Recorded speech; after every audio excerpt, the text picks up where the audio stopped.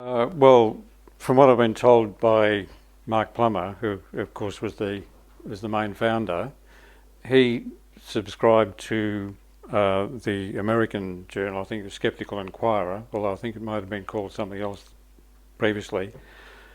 Uh, and somehow or other, possibly he got the subscription list. He found out that Philip Adams and Dick Smith were also subscribers, and he contacted them.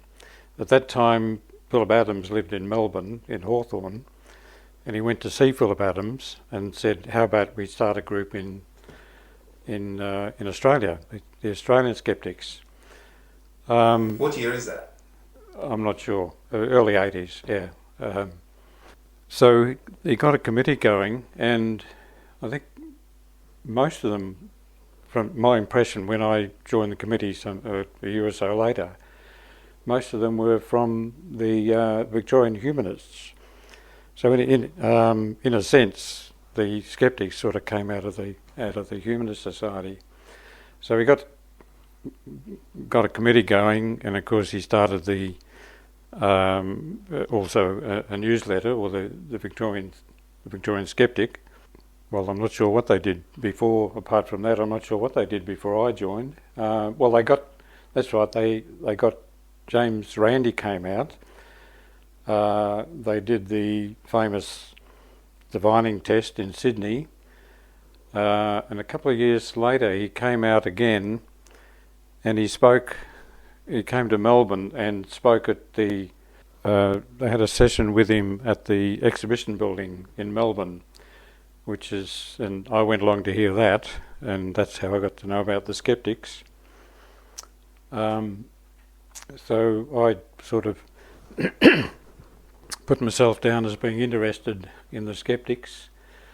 I was invited to come, and they asked me if I'd help James Durand put out the Skeptic newsletter. So I went along to his place a few times. He was living in Hawthorn at the time, and helped him with mail outs and this sort of thing. And eventually I was invited to come on the committee. And as I said, my impression was most of the committee were members of the Victorian Humanists. A point of interest that Mark told me about once, when he first started producing the Skeptic magazine, which of course in those days was literally a cut and paste job. He needed something for the heading. He decided to call it the Skeptic, and he needed a heading.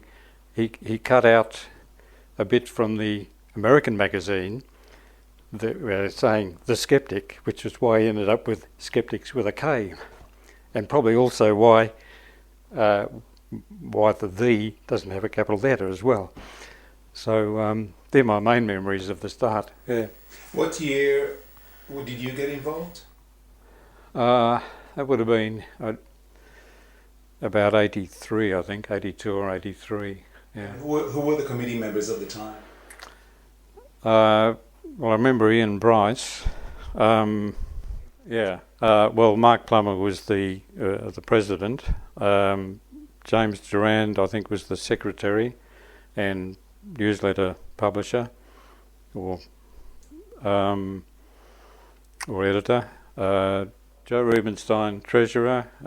Alan Christophers, and a magician whose name I can't remember. Yeah, were the ones. Okay. Turn to Barry. So, what is your memory of those early days? Well, I got involved. There was a famous UFO case in New Zealand. There was I think Channel 10 film crew were in New Zealand on some sort of story. They were flying between North and South Island, and there was this big UFO flap, and they took some pictures through the window of the aircraft. And I remember it was a freight aircraft, not a passenger liner, and that got a lot of publicity in Australia. Anyway, Dick Smith turned up on television, probably the ABC. He was being interviewed about this, and he said, "Look, there are all sorts of these weird stories going around, and the media just promote them without any critical thought at all. He said, in America they've got a group called the SciCop, the Committee for the Scientific Investigation of Claims of the Paranormal. And he said, and they have experts in all sorts of fields who are ready to go on the media and put some of these myths to the test. And he said, we need this sort of thing in Australia, and we're getting together a few people. So he said, anybody that'd be interested, let me know. So I've never written a letter before or since to somebody I saw in the media. But I wrote Dick a letter and I said, yes, I'm interested, I want to join. And a couple of months later, he wrote to me and he said, look, Barry, if you're still interested, there's a group in Melbourne you should contact. And he gave me Mark Plummer's name and address. And he said they're setting up an Australian Skeptics group. So I contacted Mark. Now, this would have been in 1980. I think they might have set up in the beginning of 1980 or late 79. And I said, I'm interested. And they said, well, what you can do is keep clippings of newspapers or anything that happens in Sydney or in New South Wales and send them to us, so we've got a file of things that are weird things that are being claimed. So I did that for a while, and I guess within the year I'd called a meeting of people who were subscribers to the Skeptic magazine, which then was maybe between 100 and 200 people Australia-wide, and there were probably a dozen from Sydney, and I said, anyone wants to come along?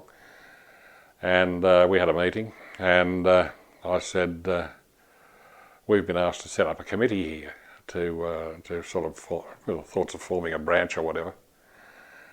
Who's interested? And I had half a dozen people said yes, we're interested, so we set up the New South Wales branch, and at the time I was the president. Tim Mendham was the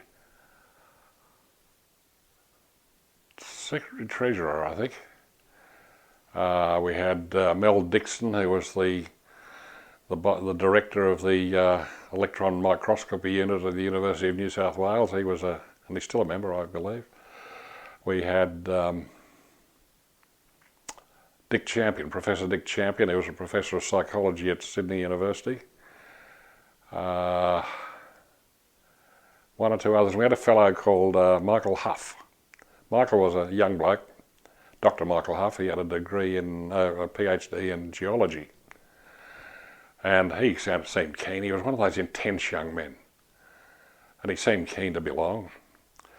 So we invited him to a couple of meetings, and it turned out Michael was much more interested in the psychic side of things. He was also a committee member of the Australian Psychic Research Association, or whatever it was called, I can't remember. And he was a true believer. He was into psychic research, and so we then decided probably it was better if we went our separate ways, and we kept in touch with Michael for a long time. He went back to the university and then did another PhD in psychology.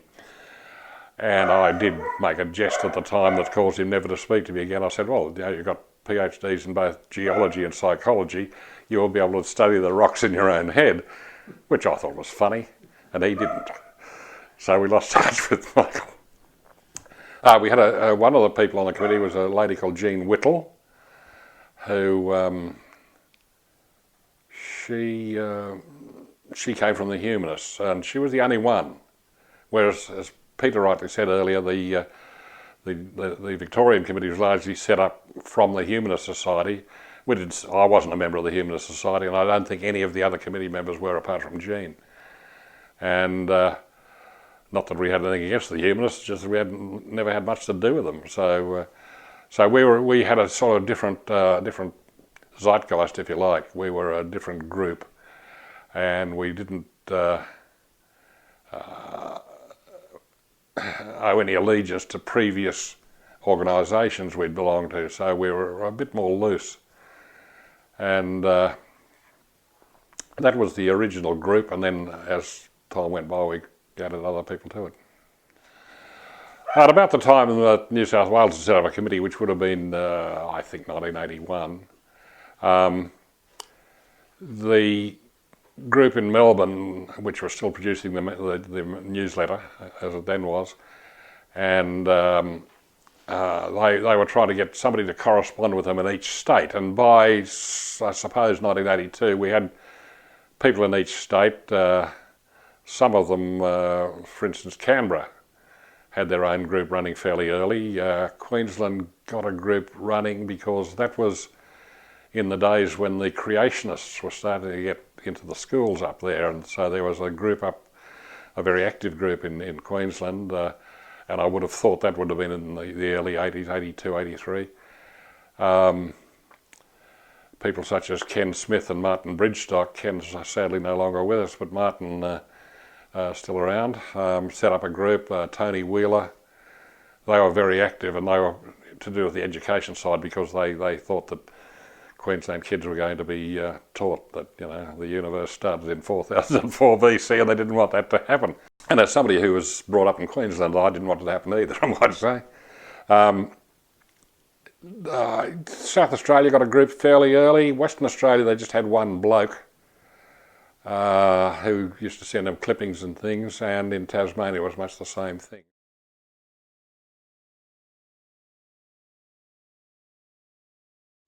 I'd been approached by Mark. He said, look, it looks like I'm going to be offered a job in the States with Psychop. And he said, the other people on the committee here are not too keen on keeping the committee going. Would New South Wales like to take it on? And I said, oh, sure, I'm sure we would. We were becoming very active, having run the successful convention the year before. And I spoke to the other committee members, and they said, yeah, good idea. So we went to Melbourne. The prior to the convention, the meeting was the committee meeting was held at Healesville Animal Sanctuary, and the convention I think was at was it Monash University? I think it was. I think it was Monash University, which is sort of that side of Melbourne.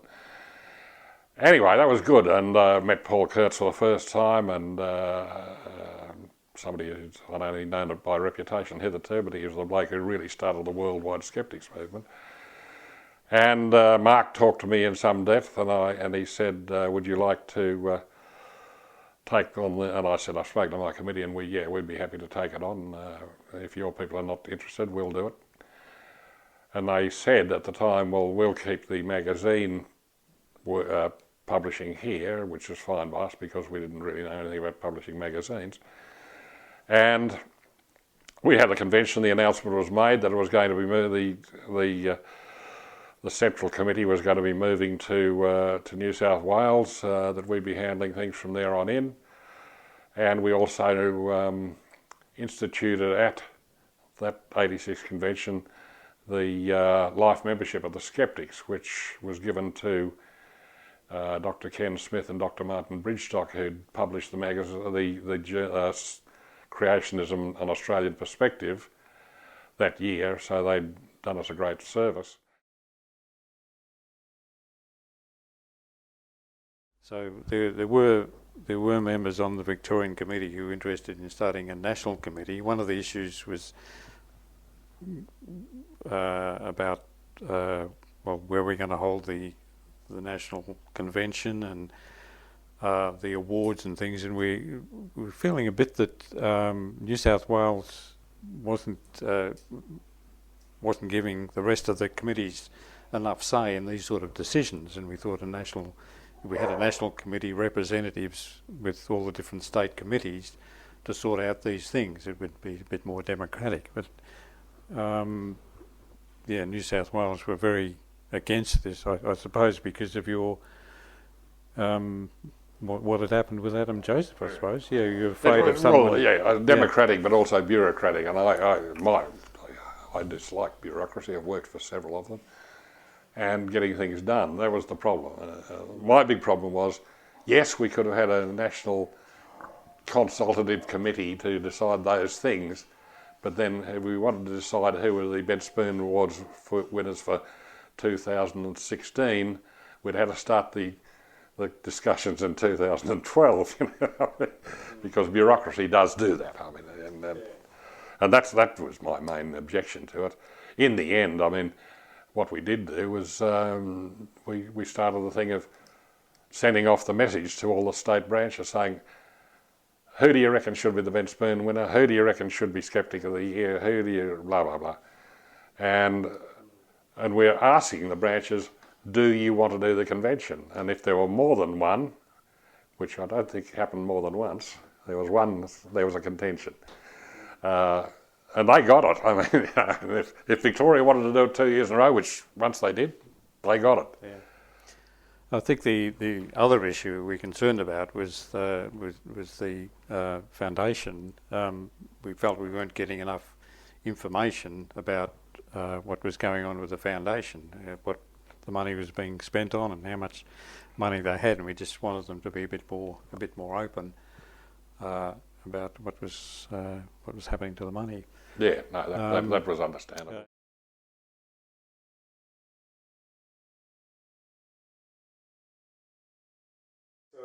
At the time of the move of the National Committee to Sydney, who was president of the Sydney Committee? Me.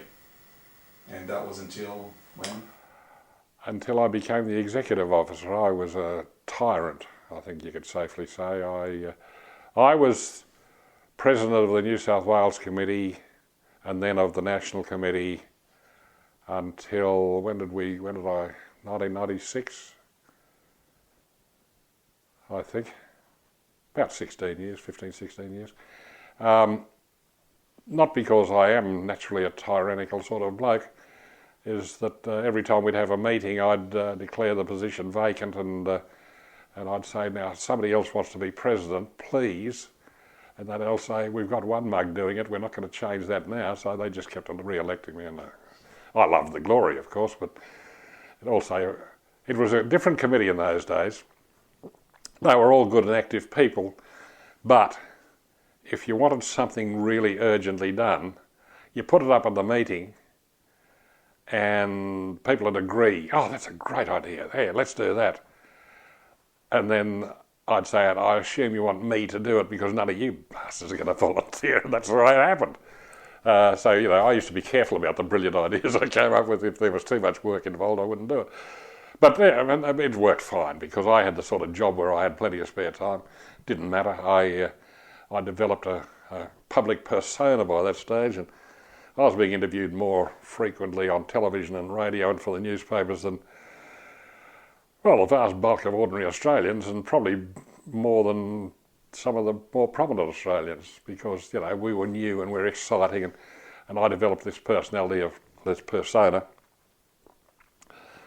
of taking the questions seriously but not taking myself seriously. I always had a joke, and people like that. The media like that. They used to.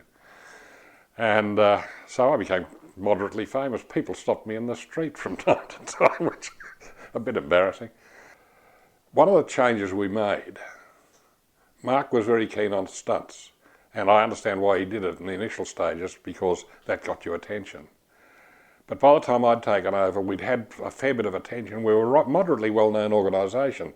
People used to ring me often about stories, some of which had bugger all to do with scepticism. What do you think? Huh? Mm-mm. Whatever floats your boat, it's got nothing to do with us. I try to keep our interest to the paranormal and the pseudoscientific, try to stay out of other issues. Certainly stay away from politics, which, people are always sceptical. My stock answer to that was, but everybody's sceptical of politicians. Why should we be involved in that? That's the natural state of affairs. It's other things that we're much more interested in. So we're becoming more a public organisation, well known, and I'm delighted to say it's continued on, and some of the things in the latter years have been very thing. We did have a couple more interesting things. Dick Smith rang me up one day and he said there's a fellow, I don't remember his name now, this would have been 87, 88, something like that. He was a spiritualist. He talked to the dead, but he wasn't like some of these later channelers. He was part of the spiritualist movement, the one that had started around about World War One. He was a Scottish gent, and he was fairly well known, and he came to Australia and they were having a meeting at the Lane Cove Town Hall again, which is famous for these sort of things. And Dick had tickets. He asked me would I like to go, and I said all right. So I had somebody else go along with me. This bloke got up and he started doing the talking to people, and And it became clear to me fairly quickly that the people who responded instantly to his suggestions were the people sitting in the front row. Now, it didn't take much to work out they were the committee of the spiritualists or psychics or whatever it was called. And we heard later they'd all had dinner with him before the event. So naturally they were the ones responding to it. But it got me that he started throwing, he was getting a bit of confidence, he started throwing out more broadly. And he said, I forget what it was he said, but it sounded like something to do with Germany. And suddenly the back said, oh yes. And he started giving a big spiel about this person's past, the people, the dead grandparents or parents or whatever, about how they'd escaped the Nazis and all that sort of thing, blah, blah, blah, blah, blah. And he went on in great detail about this. And he said, does that, I think it was a lady, that's right. And he said, does that accord with your memories, the memories you have? And she said, no. My parents escaped from the communists over the wall. That's my memories of the thing. It's somewhat different from your story. They sort of, as they always do, they equivocated around the point. But I wrote a piece about it in the magazine, which I thought he was an approachable, amiable sort of bloke, which of course is how they all work. People say to me often, but he was so plausible. And they're confidence tricksters. Of course they're bloody plausible. If they weren't plausible, they'd be very bad confidence tricksters. That's part of the game. So that was another one we had. We started spreading the conventions out to other places in that initial period, and I think we had them in Brisbane, Newcastle, Canberra. Tasmania, Hobart. That was a bit later. Tassie and South Australia came in later. Brisbane. So we used to shuffle them around amongst those cities. I think the first one in Adelaide was in the 90s, Peter, I seem to recall, and Tassie was not long before I retired. We'd been running a little while, and it suddenly occurred to us, and we had a lawyer in the family, my daughter's a lawyer, and I said, well, are we running a risk here? Because we're just a loose association. And the advice was, yes, you need to become incorporated, because otherwise you individually as members of the committee are probably liable. If one of you libels somebody, you can all be liable. So we set up we went through all the details of getting the association incorporated, and then we became Australian Skeptics Inc. Well, the full title was Australian Skeptics Incorporated in New South Wales, because each state has or had then, probably still does, separate laws for incorporation of associations. And we were entitled to use the Australian Skeptics Inc. as our common name, so we didn't have to go through all the rigmarole, and that's what we became then. And we became, and then the other groups could either be part of us or separate, and we thought, well, there were getting to be a few active people around at the time. They should set up separate groups, and they should incorporate under their own state laws, because our incorporation, if they did something in Melbourne or Brisbane that was illegal, it wouldn't be covered by our incorporation because their state laws were different. Essentially the same, but different in some detail. And we encourage people to separately incorporate, which became a bit of a cause for some dissension later on. But it was really to protect everybody's interests. You don't want to be sued because your mate on the committee has abused somebody, because that costs money, as everybody knows. So that was behind that. The incorporation came along, and that did have some effect later on, which we might talk about a bit later. Things went along, the numbers were increasing at a reasonable rate. I mean, they never increased at a dramatic rate.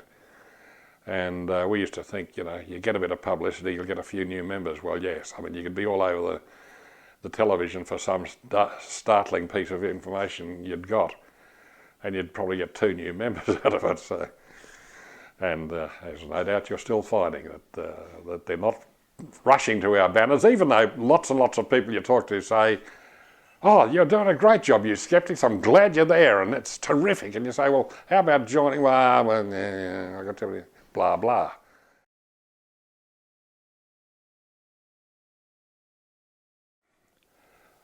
Things were going along nicely, and the magazine was coming out, and the numbers were slowly increasing. And I had a bright idea, which was probably the first and last time. I worked in the exhibition industry. I did trade exhibitions, and my office was down in Milsons Point, and just around the corner from me was the Institution of Engineers, which has a big auditorium. And I got together with Tim, and I think by that stage Harry Edwards had come aboard as our secretary, and a few other people, and I said, "Look, why don't we try to do a convention?" Because that's the sort of thing I did. I did trade exhibitions, I did similar things to that. So I knew a bit about it.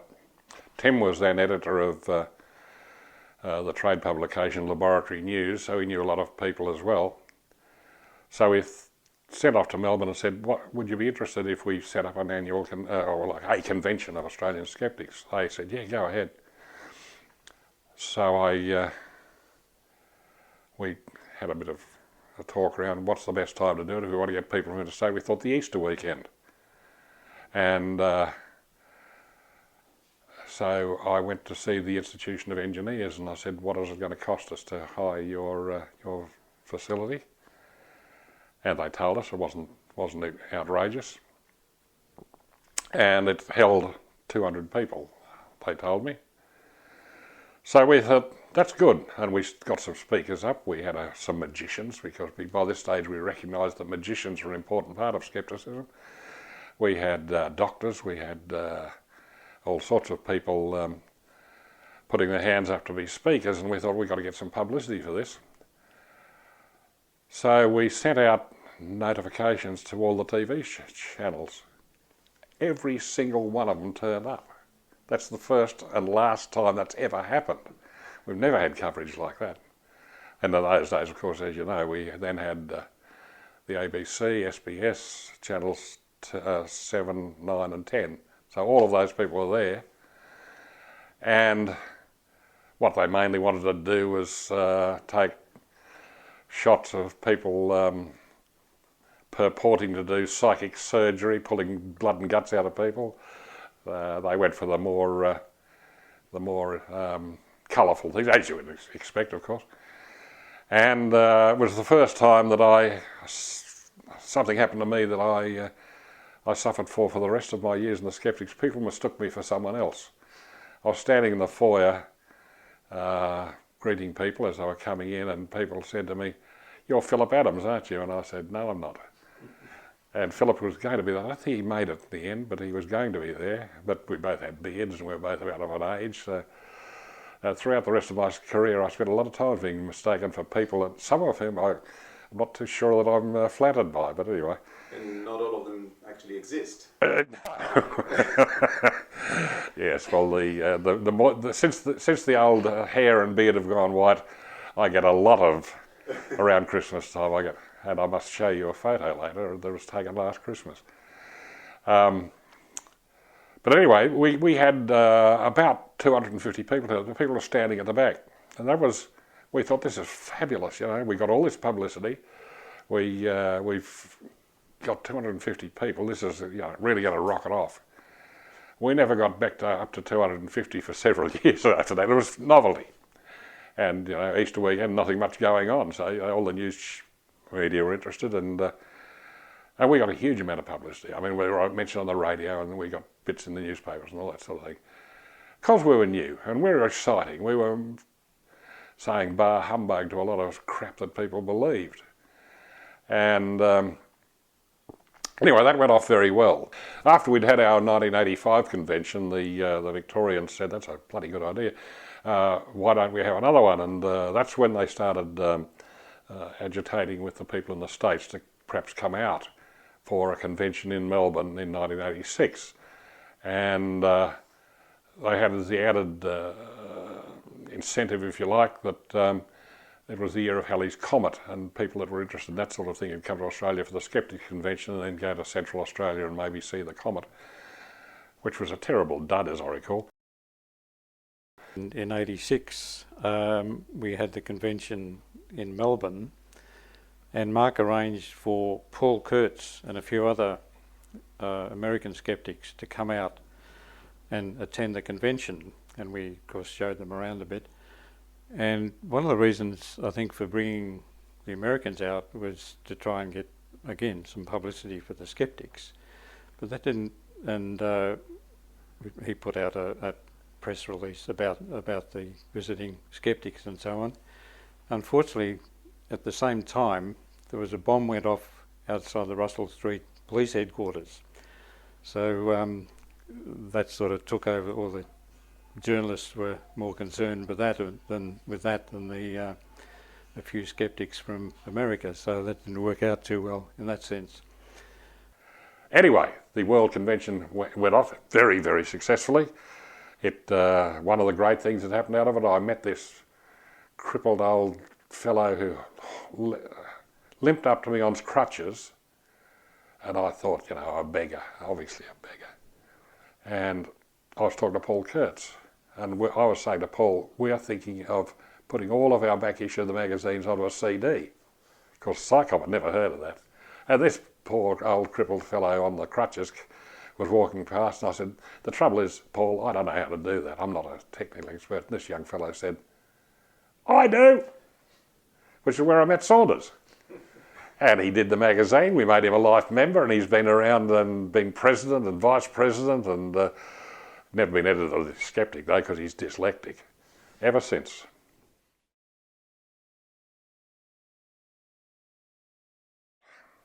And the magazine, had, the first year there were 3 issues, 1981.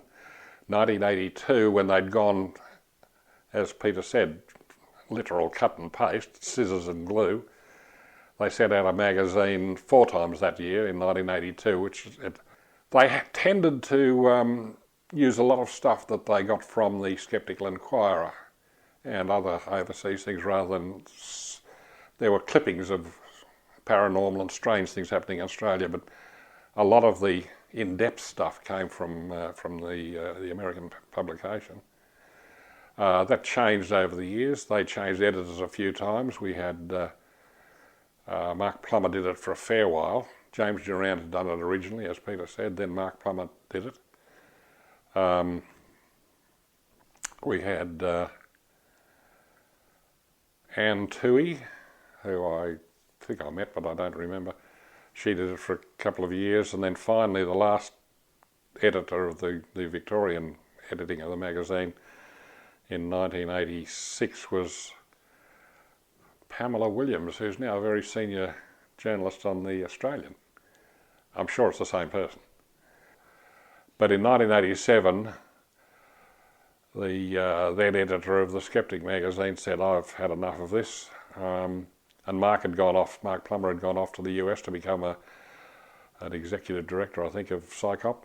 And we said, well, do we want to publish the magazine? And Tim Mendham, who was the treasurer of the Australian Skeptics, as we were called, he was a professional editor. He said, yeah, I'll take it on. So we then started in 1987. We started editing and publishing the magazine. It got a little less cut and paste, not particularly because we were more brilliant than the people in Melbourne, but technology was changing a bit, and Tim had the professional knowledge, so the magazine started getting a little more professional looking, and it went along that way. I'll just continue with the magazine, and Tim was changing things a bit, and it was working very well. We got our first computer, which was a Mac Plus, which was very nice and had a memory measured in kilobytes. And Tim was doing a great job there until he ran into a bit of problems at home and at work, and he said to me one day, he said, I'm going to have to resign from the Skeptics committee and give up editing the magazine. And this was between two issues of the magazine, 1990 this was. And I said, well, what the hell am I going to do? We don't have anybody else who knows how to edit a magazine. He said, why don't you do it? And I helped you out a bit. I said, I don't know anything about it. And he said, well, I'll help you from the side, but I just can't do it any longer. And I said, oh, all right, I'll do one issue because it was getting urgent. He gave me the computer, which I didn't have much of a clue about. And we put together the first issue for 1991. And I said, now I'm doing this for one issue. We've got to find a new editor because I just can't do this. So we put out volume one, the first issue for 1991, and it went down pretty well. And my last issue was 19 years later, 74 editions of The Skeptic I put out, and you know, well, as you know, you almost had to dig me away from it with a pick because I was going to keep doing it until long after I was dead. And but I'm rather pleased I gave up now because it was fairly hair-raising at times. But that was what happened to the magazine. It as you know, it got more and more professional looking, not down to my efforts much, but we kept getting better computers. Every 3 or 4 years we'd get a new computer, and it had all sorts of technical things that I had to learn how to do. We had a lot more people interested. The numbers of members had risen from a couple of hundred in our early stages up to a little over 2,000. And people with a very wide range of skills there. And I got a hell of a lot of help over those years doing that. So that's how the magazine went. And now, of course, after a few little shenanigans, Tim's back editing the magazine, his other problems having been solved, presumably. And I can sit back and be the critic now and say, oh no, I wouldn't have done it that way.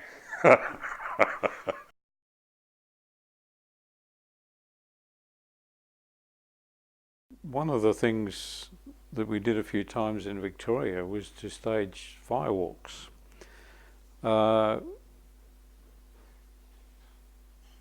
Firewalking, well, for a while you had some of these people promoting firewalks as being, sort of mind over matter, and if you psyched yourself up, you could walk over hot coals and all this sort of stuff. And we wanted to show that, well, it was just physics. The fact that the coals didn't hold a great deal of heat energy, and if you walked quickly, your feet didn't get too much heat in them, and you could actually walk across hot coals without psyching yourself up. So we demonstrated, had a couple of demonstrations of this. The main ones, one was in Ballarat, where we got Steve Monaghetti to come along and demonstrate he could walk over hot coals, and we invited the public to also walk over. Well, we demonstrated it first, and then we invited the public to come and have a go, and we had people of all ages, kids of 10 or 12 and elderly people just walking over these hot coals. And we did a similar thing in Bendigo, and also we'd had one in Shepparton where we had Ian Plum also up there giving a talk. The Shepparton one didn't go so well because they didn't allow the I think they used heat beads or something, but anyway, it didn't and it didn't let the coals cool down enough, because in fact you don't. It's not actually red hot coals. They have to be below red heat actually. But so when some of the committee went across, they actually burnt their feet rather rather badly. Yeah, it was amazing the way we were able to get people just walking across these hot coals. It was a good demonstration. And the other thing, one of the other demonstrations we did was the bed of nails. We had a bed of nails. We built a bed of nails, and at that time we were during Science Week, we were able to put up a stall at the Melbourne Museum, and again we demonstrate lying on a bed of nails and invite people to have a go, and we had a computer and printer set up, and we'd put their name on a certificate and give them a certificate if they lay on a bed of nails. And again, we had people of all ages doing it, so that was great too. Yeah. I can give you a quick example of how things can go wrong in the publicity department. There was about 1994, I think it was. There was some function on at the Powerhouse Museum, and we'd talked to the museum organiser. We had a stand in it. It was a Science Week or something, I forget now. We said we'd like to put on a demonstration of firewalking. So we got the approval, and they built a bed of coals outside the Powerhouse Museum. I don't think you get the permission to do it these days. And we had this all set up, and the only TV we had, the ABC did it on radio, but the TV Channel 10 sent a camera down and a presenter. This is all set up, and we had several people walking across. It was the first and only time I've walked on coals. They talked me into it. I was a bit leery because my arthritis is a bit bad, and I thought if I stumble I'm going to hurt myself. But anyway, I walked on coals. It was great, and the bloke from Channel 10 said, "Oh, this is fabulous, it'll lead the news, almost tomorrow, it'll certainly be in the news." Next day, Sydney was announced as the winner of the 2000 Olympic Games, and we got nothing on television, radio or anywhere else. So you've got to pick your timing if you're going to do these things. Oh, I wanted to make a bit of a correction about what I said about the firewalking. In fact, one of the fireworks was at the Melbourne Museum, and I think that was the one where we used the heat beads, and we had one of the celebrities we got along was a prominent footballer who we managed to burn his feet with these heat beads. And the one in Shepparton, where some of the committee burnt their feet, was mainly because they hadn't waited for it to cool down enough. Yeah.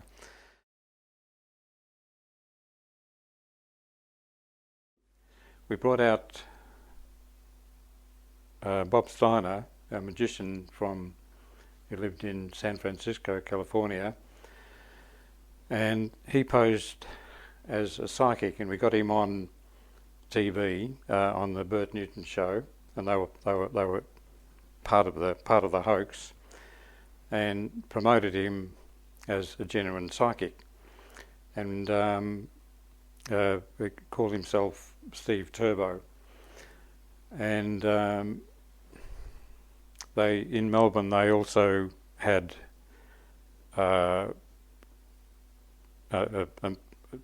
public meeting where they invited people along for him to demonstrate his psychic powers, and I didn't go to that, but apparently he was quite successful. At the time, Mark Plummer was almost paranoid about making sure that it was kept secret, that it didn't leak, there were no leaks. And there was only 3 members of the committee that were in on this. It was Mark, of course, I think it was James Durand, and I think the magician guy. So the rest of us, they were sort of hinting something was going on, but they didn't tell us exactly what. But it turned out later that this public meeting they had, I think it was somewhere in Ringwood, It ended up costing about $1,000, and the committee, of course, the whole committee was responsible for this cost, which didn't please me at all. That we were up for this $1,000, and we hadn't even been told that this was going to happen. So I kicked up a little bit of a fuss about that, and eventually there was I think a motion passed that something like this couldn't happen again. That the whole if any large cost like that, the whole committee had to know about it. Eventually, of course, Bob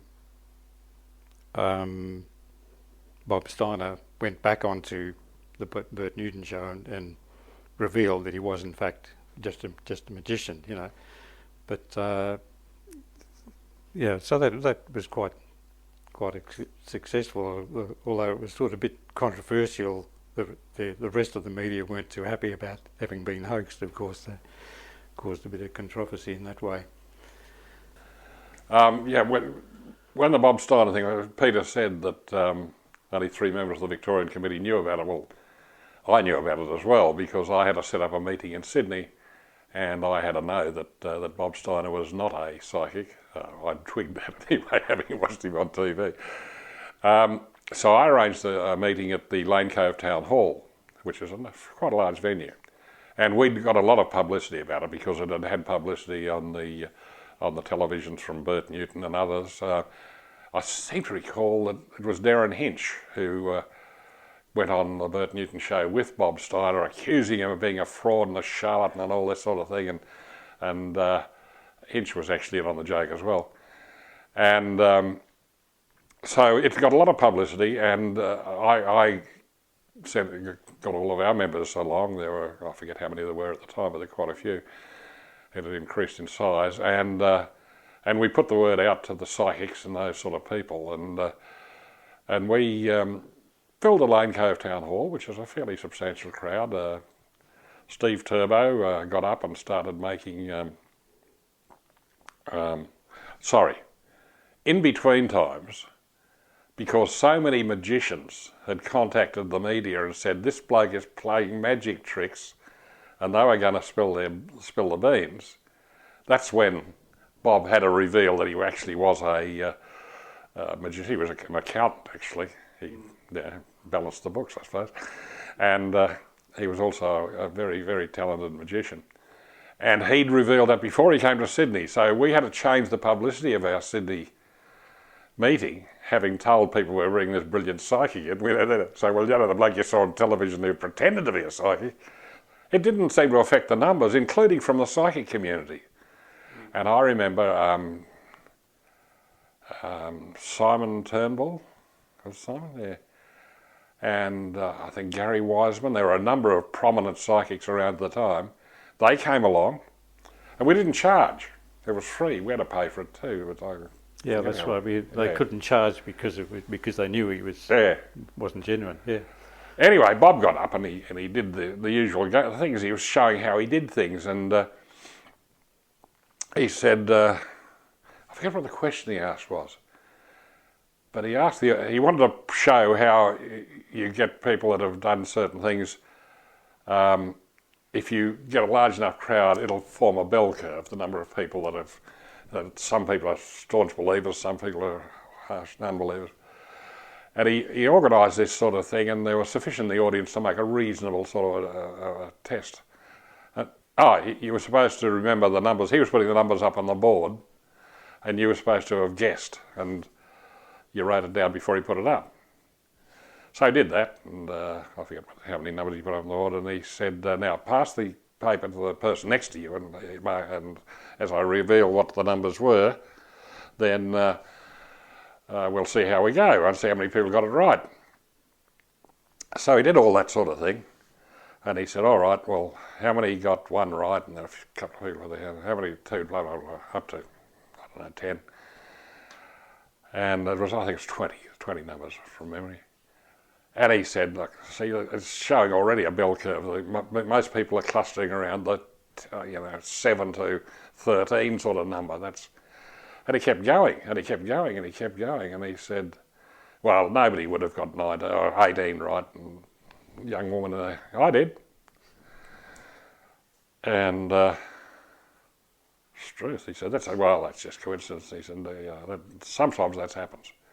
And then went on 18, 19, young man, I did. And he said, oh, that's unusual. He said, I was up on the stage with him. He said, Barry, do you think you can explain how that happens? He said, I can't explain it. And I said, well, the young woman who put her hand up was my daughter, and you'd given her the numbers beforehand. And the young man who put his hand up was her fiancé, and you'd also given him the numbers. So that's... Anyway, the thing was, when they got to question time, and most of the skeptics were fairly delighted by all this, it was a good entertaining show, the psychics in the audience kept trying to convince Bob that he really was a psychic, that he was only pretending to be a magician, that he must have...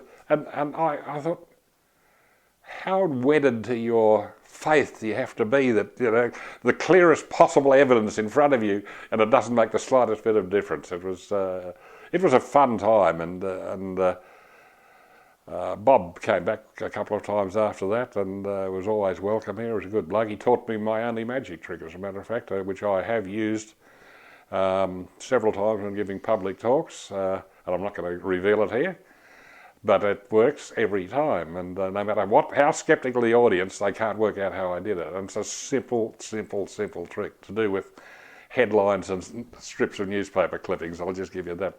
It's a simple old trick. But I've used it 1,000,000 times, and well, no, that's exaggerating, 500,000 times.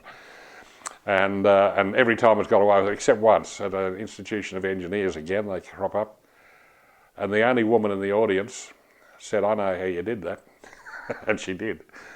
So there you go. One of the other events I remember was the creationists had a convention in Melbourne, and they'd hired some rooms at Methodist Ladies College, one of the very prominent schools in Melbourne, who I'm sure had nothing to do with the creationists. They just hired the venue. It's a very well-respected college. So we went along to that, and the famous Ken Ham was organising that, so I've actually seen and met Ken Ham. So we mostly we just went there to hand out leaflets, giving our point of view about creationism. But I managed to get into one of their talks and about the science curriculum, which without them realising who I actually was.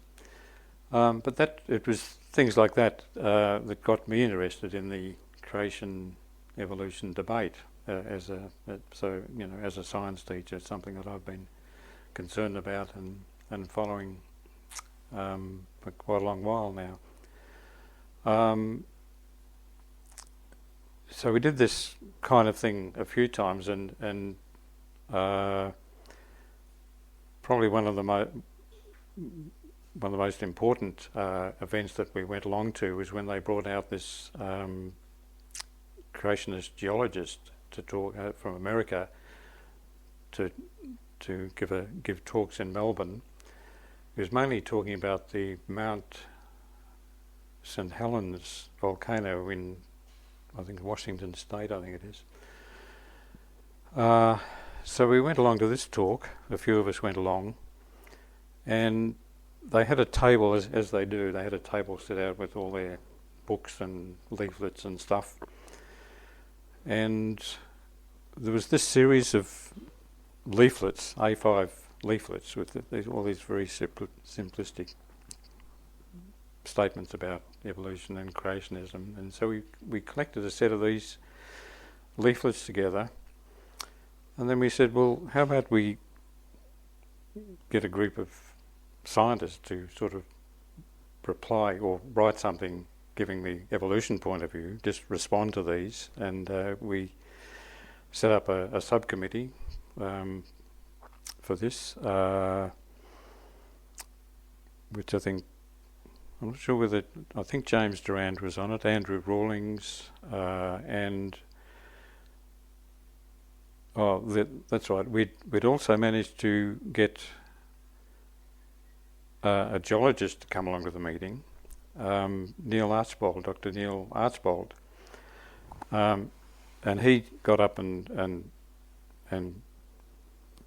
spoke, and I remember him holding up this book by a creationist geologist who actually decided that the Earth wasn't only 10,000 years old, and so he spoke out against this this creationist geologist. But anyway, he came on the committee as well, and he was very useful because he had a lot of contacts. He knew people who'd be able to help with responding to these leaflets, and he wrote a couple himself as well. So that led to our little booklet, Creationism Scientists Respond, which was published the first edition came out in 1991, and then we did a reprint again in 92. So that was how that came about. So since then I've been keeping an eye on the creationists. I used to subscribe to one of their newsletters, the snail mail newsletter, and I got taken off their subscriber list when I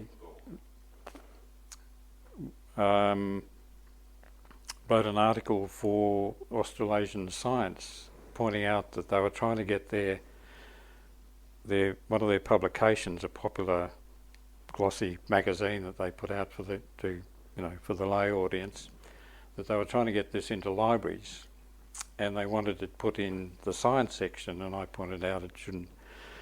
Told people, well, watch out for this and make sure it's put in its proper section of religion or myths and legends or something else, but not science. And anyway, this they responded to this, pointed out to their had a little item in the newsletter about this article, and I suddenly wasn't on their mailing list anymore. But I think they then changed to an email list, and I managed to get onto that, and I don't think they've realised I'm on it yet.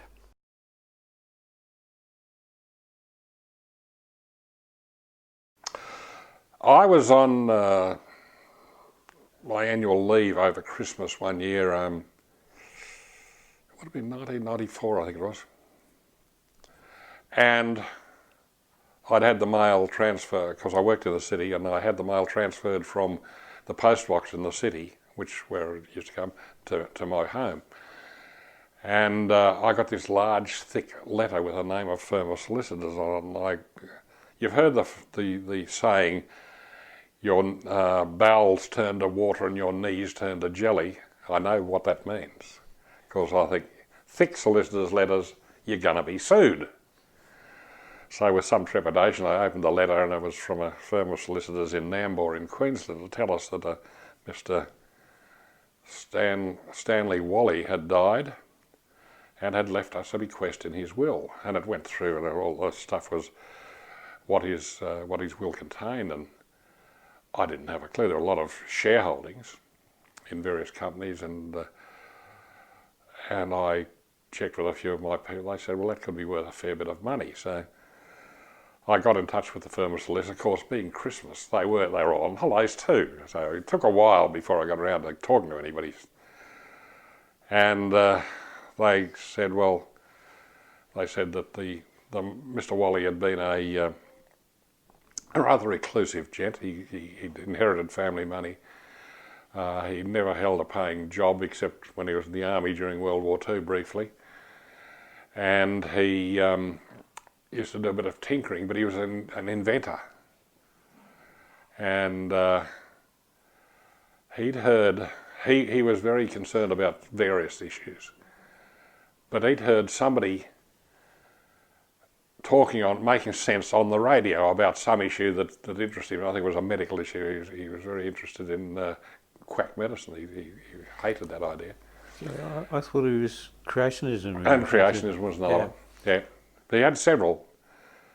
And he'd heard somebody speaking. Fortunately, his next door neighbour was the head science teacher at Nambour High School. And he was one of the few people that Mr. Wally spoke to, in fact. And he asked him, he said, I heard this bloke talking on the radio about blah, blah, blah, creationism or whatever, or medical quackery or whatever. And he said, I like the sound of those people. I'd like to leave them some money in my will. And by sheer good luck, the head science teacher at Nambour High School was one of our few subscribers in the city of Nambour. And he said, oh, that'll be the Australian Skeptics. He said, oh, that's that. So that happened, and in the fullness of time, Mr. Wally went to meet his ancestors, and we got this letter.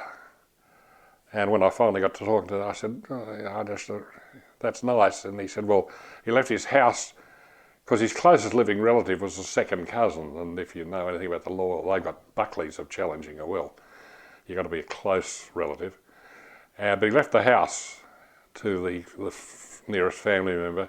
He'd made bequests of some sums of money to the science headmaster, the head science teacher, and another person who obviously was one of the few people he spoke to.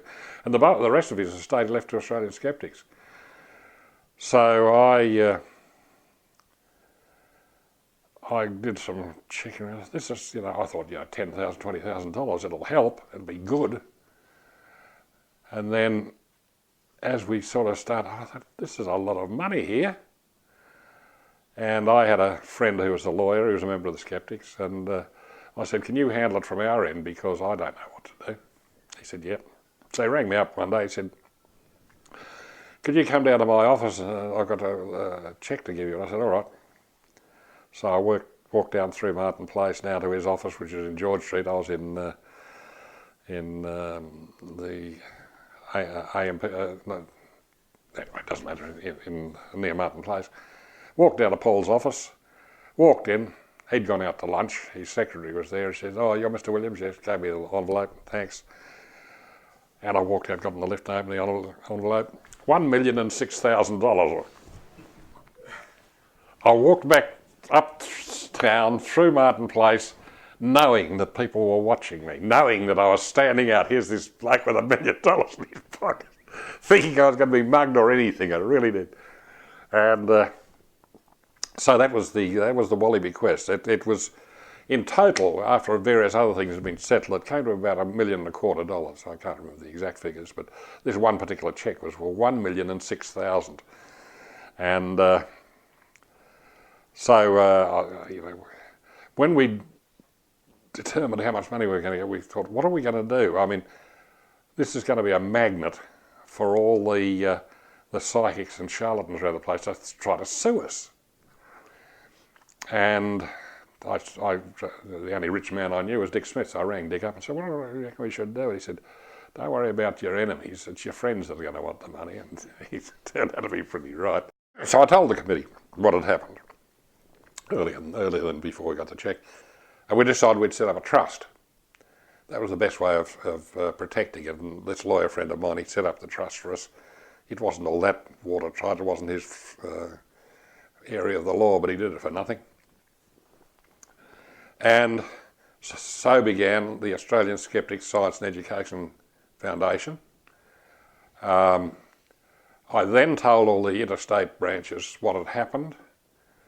I said that we'd set up the trust to protect the money from, lawsuits and all that sort of thing. And what I made sure of once we had the money, before we put it into the trust, when we still had easy access to it, I suggested to the committee that each state be given a substantial sum. I think Victoria got $25,000. I think Queensland might have got, I don't know, it was $5,000 to the smaller branches, I think, to go on with their affairs. And we changed the previous, we'd been giving each state, I think it was $2 out of the annual subscriptions to run their own affairs. We'd up that to $500 for their fixed costs for post boxes and phones and things, and $5 a head for every subscriber from that state. That had been going quite well. People were getting a reasonable amount of money, but we couldn't have done it before because we just didn't have any money. I think it was $18 was this annual subscription to the magazine in the early days. So all that happened, and I thought, now we put the rest of it, and we explained to everybody that we were putting the money into the trust, that it would be used for worthwhile projects, that if any state had something they really wanted to do that was going to cost a bit of money, the foundation would look on it with some sympathy.